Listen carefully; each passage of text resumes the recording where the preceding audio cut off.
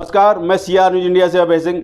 आज हम आए हैं पूर्व उप मुख्यमंत्री सचिन पायलट के निवास पर, जहां उनकी प्रेस कॉन्फ्रेंस हुई, जहां उन्होंने आज के बजट के बारे में उन्होंने बताया कि केंद्रीय बजट से स्पष्ट दिखाई देता है कि देश की आर्थिक स्थिति चिंताजनक है और भाजपा सरकार के पास कोई ठोस दिशा नहीं है। बजट महंगाई बढ़ाने वाला है और इससे किसानों, बेरोजगारों, लघु उद्योगों की स्थिति में सुधार की कोई ब्लूप्रिंट नहीं है तथा राजस्थान की पूरी तरह से उपेक्षा की गई है। पूर्वी राजस्थान नहर परियोजनाएं सहित लंबित रेल लाइनों और नए हाईवे की घोषणा होना राज्य सरकार के साथ एक भेदभावपूर्ण कदम है। आइए हम देखते हैं प्रेस कॉन्फ्रेंस में उन्होंने क्या कुछ कहा। उस किसान ने जिसने लॉकडाउन और महामारी के टाइम पर भी अपना काम करना नहीं छोड़ा, खून पसीना बहाकर अनाज पैदा किया, उस किसान के लिए सरकार ने क्या किया है? उसके खिलाफ कानून बना दिए, उनके खिलाफ केस चल रहे हैं और बजट में उसके आंकड़े को कम कर दिया जो बजट स्पेंड करते हैं एग्रीकल्चर के ऊपर। इसलिए मध्यम वर्ग को तो सबसे ज़्यादा दुख पहुंचा है, क्योंकि उनको कोई एडिशनल फ़ायदा नहीं मिला। टैक्स स्लैब उतने ही रहे। कोई अभी एक भाजपा के साथी बोल रहे थे कि हमने कोई टैक्स नहीं बढ़ाया। मैंने कहा बहुत बड़ा उपकार है आपका कि हम टैक्स नहीं बढ़ाया। लोगों की छटनी हो रही है, नौकरी छूट रही हैं, और जिस नरेगा को धुतकारते थे उस नरेगा के कारण बहुत से लोगों के पेट पले हैं इस देश और प्रदेश के अंदर। तो ये सारी बातें जनता देख रही है, कैसे स्टैंड बदला है इन्वेस्टमेंट के ऊपर, निजीकरण के ऊपर, डिसइन्वेस्टमेंट के ऊपर, नरेगा के ऊपर, डीबीटी के ऊपर, आधार के ऊपर, जीएसटी के ऊपर। जो पहले स्टैंड था आज बिल्कुल विपरीत हो गया है। तो ये सारा 7 साल से वही सरकार है, पूर्ण बहुमत की सरकार है। ऐसा नहीं है कि कोलिशन का कोई दबाव है या किसी और का, ये मनमानी करने वाली सरकार है।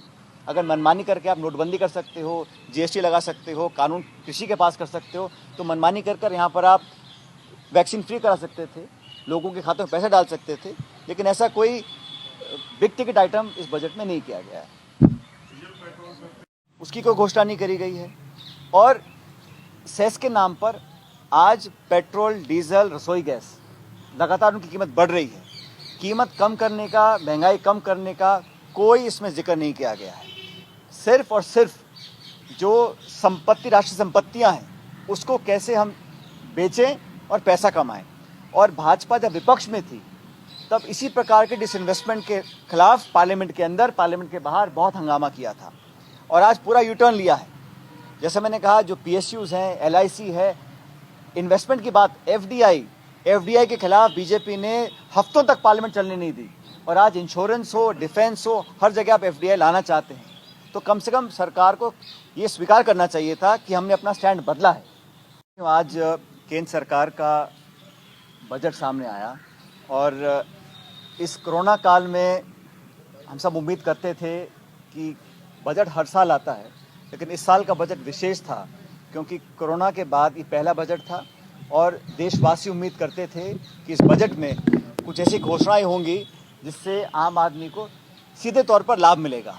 लेकिन इस पूरे बजट भाषण में वित्त मंत्री महोदया ने जिन बातों को रेखांकित किया, उसमें डिसइन्वेस्टमेंट, प्राइवेटाइजेशन और दूरगामी योजना बनाना, फंड बनाना, रिसर्च करने की बात करी।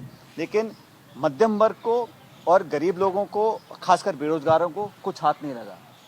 देश में आज जो कृषि कानून के खिलाफ जो माहौल बना हुआ है, मुझे लगा था कि कहीं ना कहीं किसानों पर और कृषक समाज के लोगों के ऊपर कुछ मरहम लगाने का काम सरकार करेगी। लेकिन आप बजट देखिए, इसमें कृषि के बजट को कम किया गया है। कृषि कल्याण सम्मान योजना है, उसमें कटौती की गई है, और एक तरफ आप किसानों की बात कर रहे हैं और कृषि के बजट को घटा रहे हैं। ये पहली बार हुआ है। हवाई जहाज, airlines, railways, ports, highways, PSUs, हर कंपनी को, हर पीएसयू को विनिवेश करने का, डिसइन्वेस्टमेंट करने का एक योजनाबद्ध तरीके से काम हो रहा है। पहली बार 9.5 का डेफिसिट बजट में देखा गया है, जो 6.8 अगले साल के लिए बोल रहे हैं। लेकिन इस बजट भाषण में कहीं पर भी वर्तमान समस्याओं का समाधान नहीं किया गया है, और खासकर राजस्थान के लिहाज से ये बजट बहुत निराशाजनक था, क्योंकि राजस्थान को लेकर कोई योजना नहीं करी गई। सिर्फ जो इलेक्शन गोइंग स्टेट्स हैं, चाहे वो केरला है या तमिलनाडु है या बंगाल है, वहाँ पर भाषण में अपना उसका विवरण किया गया। लेकिन जो किसान समाज है, जो किसान है, कृषि है, उस पर कोई अपना ध्यान केंद्रित नहीं किया गया।